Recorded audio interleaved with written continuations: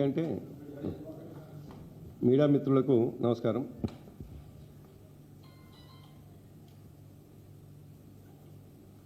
BRS party ప్రజా సమస్యలపైన నిరంతరం పోరాటం చేస్తూనే ఉంటుంది.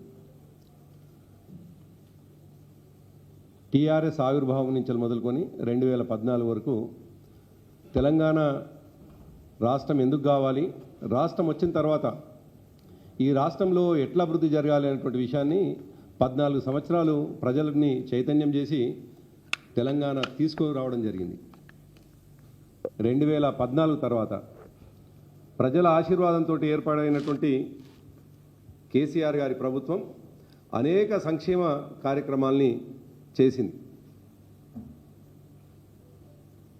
సరే, 2023 ఎన్నికల్లో ప్రజల తీర్పు బీఆర్ఎస్ పార్టీని ప్రతిపక్షంలో కూర్చోమన్నది.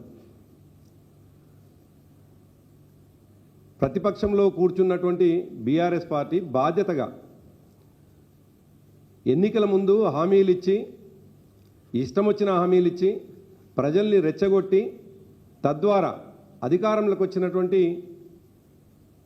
ఈ ప్రభుత్వం ప్రజలకు ఇచ్చినటువంటి హామీల్ని నెరవేర్చాలి అని అడిగేటువంటి హక్కు కూడా ప్రతిపక్షానికే ఉంటుంది. ఇవాళ ఆ బాధ్యతని బీఆర్ఎస్ పార్టీ నిర్వర్తిస్తూ ఉంది.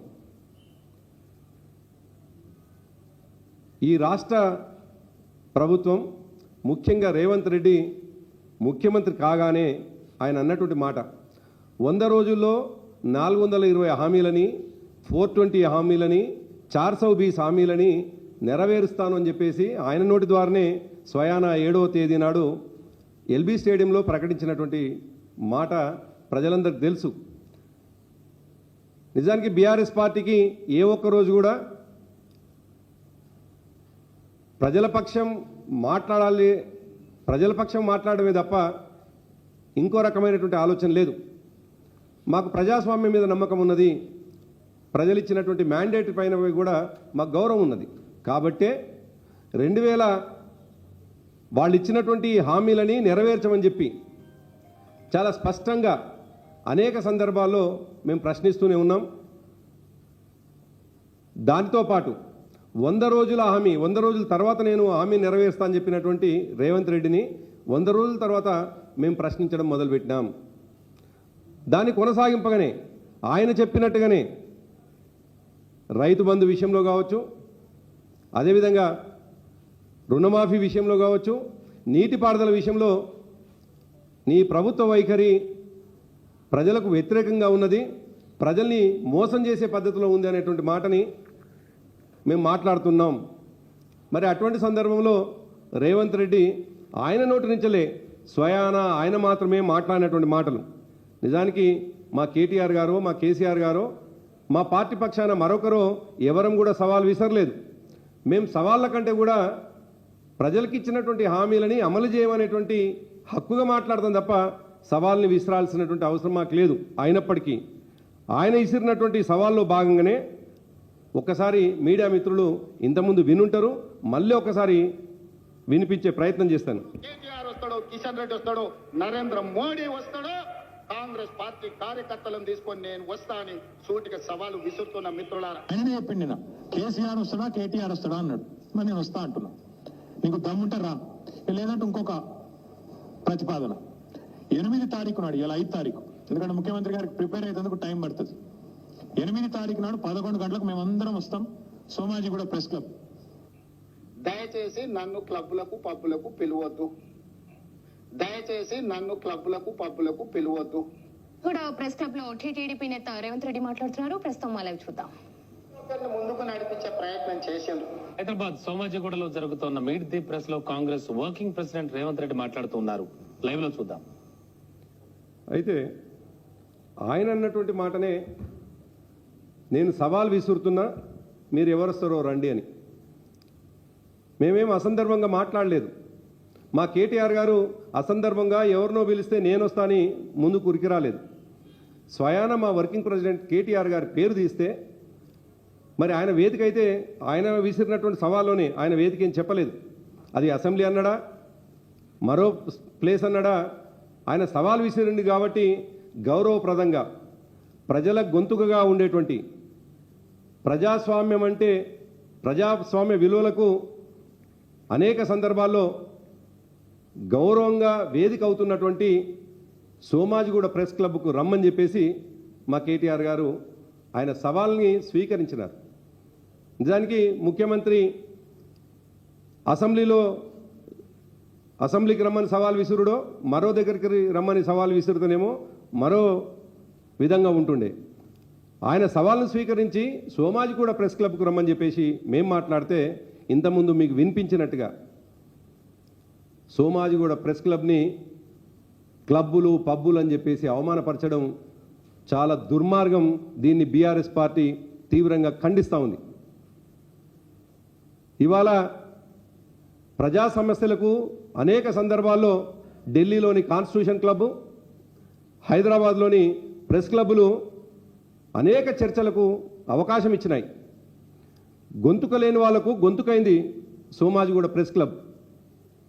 అనేక మంది మేధావులు ఆదివాసీల నుండి మొదలుకొని లంబాడి తండాల్లో ఉన్నటువంటి గూడాల్లో ఉన్నటువంటి వారి గొంతుకగా అనేక సమావేశాలు నిర్వహించింది ఇవాళ Somajiguda press club. Somajiguda press club అంటే మరి దురదృష్టం ఏంటంటే రేవంత్ రెడ్డి లేదు ఆయన 2014 ముందుకున్నటువంటి కాంగ్రెస్ పార్టీ నడిపించినటువంటి క్లబ్ అంటే పేకాట క్లబ్లు అనుకుంటున్నాడు ఆయన.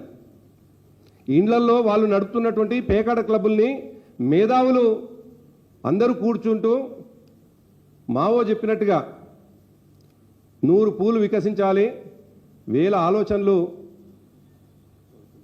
వర్ధిల్లాలనేదైతే మావో చెప్పినాడో, సంఘర్షించాలని మావో చెప్పినాడో ఆ పద్ధతిలో ఇవాళ ప్రతి క్లబ్ కూడా అది పోలీస్ ఆఫీసర్స్ క్లబ్ కావచ్చు, కాన్స్టిట్యూషన్ క్లబ్ కావచ్చు, అనేక మంది మరి ఒక 10 మంది కలిసేటువంటి కలయిక కలిసినటువంటి క్లబ్ని ఇవాళ పేకాట క్లబ్ లాగా మాట్లాడి పబ్బులాగా మాట్లాడి ఇవాళ జర్నలిస్టులని అవమానపరిచినటువంటి రేవంత్ రెడ్డి జర్నలిస్ట్ సమాజానికి క్షమాపణ చెప్పాలని చెప్పేసి డిమాండ్ చేస్తూ ఉన్నాం. అదే సోమాజిగూడ క్లబ్లో ఈ మాట్లాడుతున్నటువంటి రేవంత్ రెడ్డి సరిగ్గా ముఖ్యమంత్రి అయ్యే కంటే 20 రోజుల ముందు సోమాజిగూడ ప్రెస్ క్లబ్లో ఆయన ప్రెస్ మీట్ పెట్టినటువంటి విషయాన్ని మర్చిపోయిండు. సోమాజిగూడ ప్రెస్ క్లబ్ వేదికగా మా ప్రభుత్వం పైన అనేక విమర్శలు చేసినటువంటి రేవంత్ రెడ్డి ఆ సోమాజిగూడ ప్రెస్ క్లబ్ని అవమానించడం అనేటువంటిది దుర్మార్గం. రేవంత్ రెడ్డికి ఒక లక్షణం ఉన్నది, ఏరు దాటగానే తప్ప ముంచేటువంటి లక్షణం ఉన్నది రేవంత్ రెడ్డికి.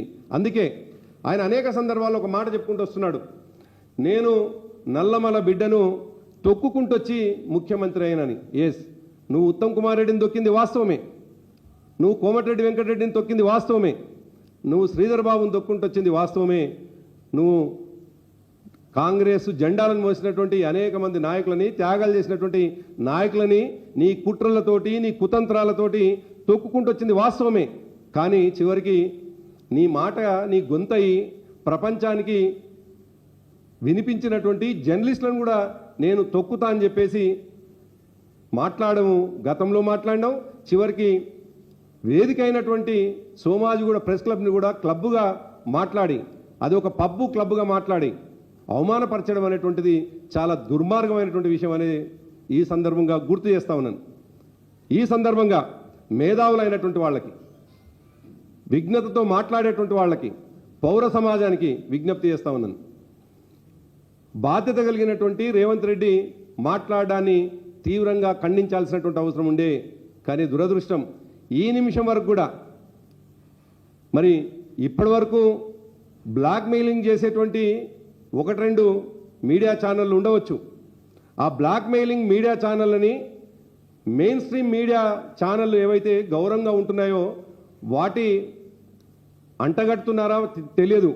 గతంలో మహా ఛానల్ అనేటువంటి ఒక బ్లాక్మెయిలింగ్ ఛానల్ని, ఆ ఛానల్లో వచ్చేటువంటి వార్తలని ఖండిస్తే, లేదు మా కేటీఆర్ గారి మీద ఇష్టం వచ్చినట్టుగా ప్రవర్తిస్తే, కేటీఆర్ గారు అభిమానులు దాని మీద దాడి చేస్తే అప్పటికప్పుడు 5 నిమిషాలనే ప్రతిస్పందించిన వాళ్ళు, 5 నిమిషాలనే ఆంధ్రా నుంచి వెళ్ళి మాట్లాడినటువంటి చంద్రబాబు నాయుడు, ఆంధ్రా నుంచి వెళ్ళి మాట్లాడినటువంటి వారి కొడుకు లోకేష్, ఇక్కడ అసలు దాడులే జరగవు, ముట్టడే లేదు అని ఒకవైపు చర్చ జరుగుతుంటే రాత్రికి రాత్రి కలగని బండి సంజయ్ ఒక ఛానల్ మీద బీఆర్ఎస్ వాళ్ళు దాడి చేస్తే మేము ఊరుకోమని చెప్పేసి మాట్లాడుతున్నటువంటి వాళ్ళు సాక్షాత్తు ఇవాళ జర్నలిస్టులని అవమానపరుస్తూ సోమాజిగూడ ప్రెస్ క్లబ్ని ఒక పబ్బు క్లబ్ లాగా మాట్లాడినటువంటి బండి సంజయ్ ఎందుకు మాట్లాడటం లేదు?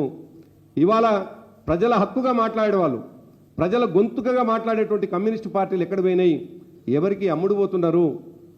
అవే కాదు, ఇవాళ జర్నలిస్ట్ సంఘం నాయకులను నేను విజ్ఞప్తి చేస్తా ఉన్నాను.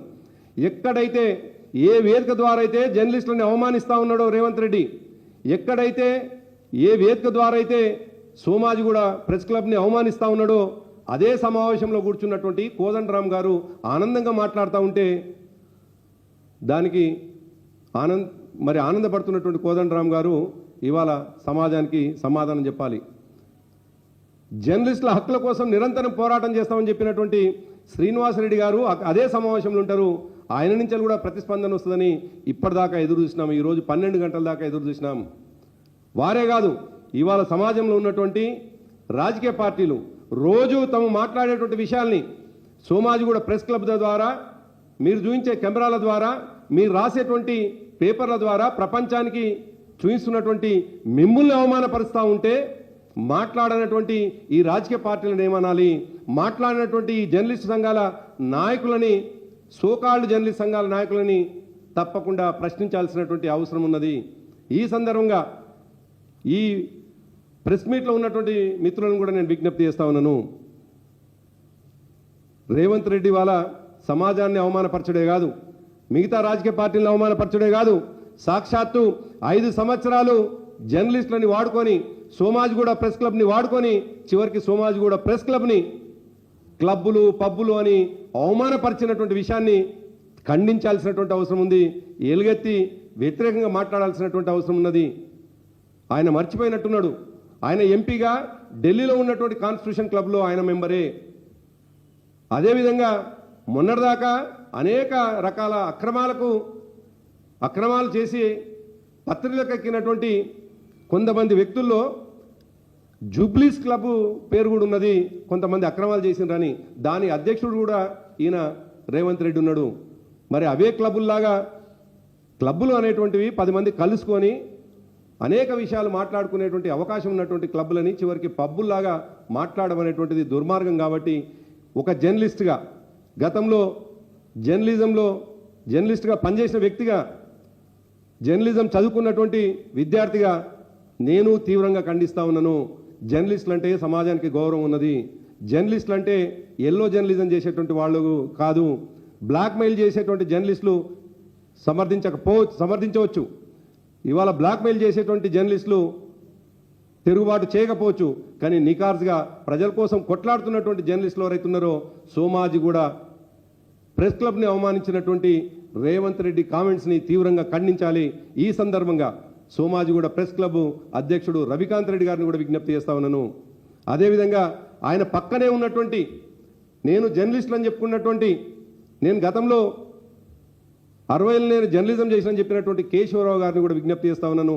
ఇట్లా అసందర్భ ప్రేలాపనలు చేస్తున్నటువంటి రేవంత్ రెడ్డి వ్యాఖ్యల్ని తీవ్రంగా ఖండించాల్సినటువంటి అవసరం ఉంది అన్నటువంటి విషయాన్ని గుర్తు చేస్తూ, ఈ సందర్భంగా ఆయన పదే నేను తొక్కుంటూ వచ్చినా అని మాట్లాడేటువంటి ఆయన రెండో మాట నేపాల్ రాజుకు సంబంధించినటువంటి విషయాన్ని ఆయన ప్రస్తావిస్తున్నాడు నిన్న సమావేశంలో. సరిగ్గా ఏ నేపాల్ రాజు యొక్క సామెతనో లేకపోతే కథనో ఆయన ప్రపంచం చెప్పే ప్రయత్నం చేసిండు. కుటుంబ సభ్యులందరినీ చంపేసి చివరికి ఆయన రాజు నియంతగా మారిండని చెప్పిండో, సరిగ్గా రేవంత్ రెడ్డి మాటల్లోనే కాంగ్రెస్ పార్టీ నాయకులందరినీ తొక్కుకుంటూ వచ్చి వాళ్ళని రాజకీయంగా చంపేసి చివరికి ముఖ్యమంత్రి అయినటువంటి నీకు నేపాల్ రాజు యొక్క కథ కరెక్ట్గా సూట్ అవుతుంది తప్ప ఇది టీఆర్ఎస్ పార్టీకి, బీఆర్ఎస్ పార్టీ నాయకులకు కాదు అనేటువంటి విషయాన్ని ఈ సందర్భంగా గుర్తు చేస్తూ, ఈ ప్రెస్ మీట్ ద్వారానైనా ప్రపంచానికి తెలిసినటువంటి ఈ విషయాన్ని ఎందుకు మరి కొంతమంది మిత్రులు ఏదైనా చిన్న సంఘటన జరిగితే ఎగిరి గంతేసేవాళ్ళు ఎందుకు నిన్న సాయంకాలం నుండి ఈ రోజు వరకు? నిజానికి రాజకీయ పార్టీగా మేము స్పందించాల్సినటువంటి బాధ్యత ఉంది, తప్పకుండా స్పందిస్తాం. కానీ ఎవరైతే బాధ్యత కలిగినటువంటి వాళ్ళు ఉన్నారో, ఎవరైతే హక్కుగా మాట్లాడాల్సినటువంటి ఉన్నారో, ఎవరైతే ప్రజాస్వామ్యం మీద గౌరవంగా ఉండి తమ హక్కుల కోసం నిరంతరం పోరాటం చేస్తున్నటువంటి వాళ్ళు ఈ నిమిషం వరకు కూడా ఖండించకపోవడం చాలా దురదృష్టకరం. అందుకే ప్రపంచానికి విషయాలు చెప్పేటువంటి ఫోర్త్ ఎస్టేట్ అయినటువంటి మీడియాని అవమానపరుస్తున్నటువంటి రేవంత్ రెడ్డి చర్యల్ని తీవ్రంగా ఖండించాలి. ఇకనైనా రేవంత్ రెడ్డి తన వైఖరిని మార్చుకొని ఇష్టం వచ్చినట్టుగా ఒక రాజకీయ పార్టీని తిట్టినట్టుగా సమాజంలో ఎవరినైనా తిట్టొచ్చు అనేటువంటి ఒక హక్కుగా తిట్లని నేర్చుకోవడం అనేటువంటిది దుర్మార్గం. అందరం కూడా దాన్ని ఖండించాల్సినటువంటి అవసరం ఉంది అనేటువంటి విషయాన్ని గుర్తు చేస్తూ థ్యాంక్ యూ.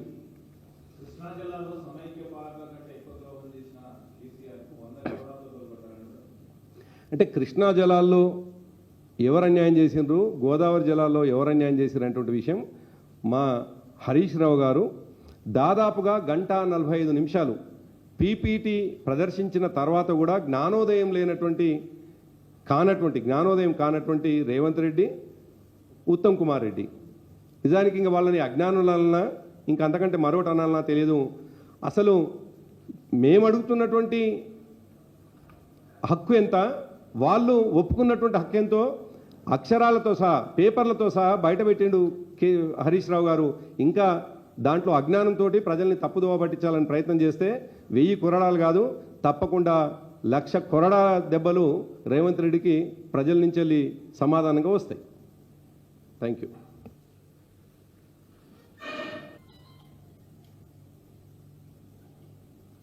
బీఆర్ఎస్ పార్టీ ప్రజా సమస్యలపైన నిరంతరం పోరాటం చేస్తూనే ఉంటుంది.